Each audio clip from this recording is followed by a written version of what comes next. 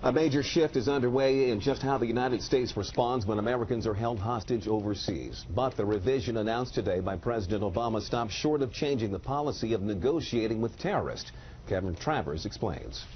Today, a major shift in the U.S. approach to American hostages. These families have already suffered enough, and they should never feel ignored or victimized by their own government. President Obama announcing that families of hostages will no longer face the threat of prosecution if they try to raise a ransom for their loved one's freedom. The last thing that we should ever do is to add to families' pain with threats like that. Officials say the change came in the wake of what happened in the case of hostage James Foley.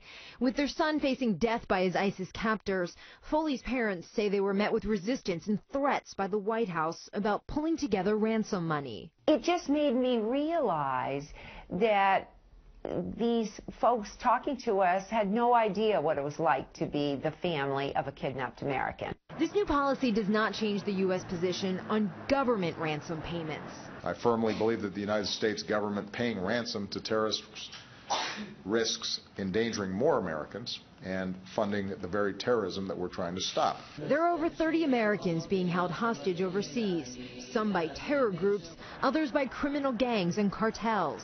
One is Caitlin Coleman, held by the Taliban in Pakistan. The 30-year-old from Pennsylvania was last seen in this video with her husband by her side.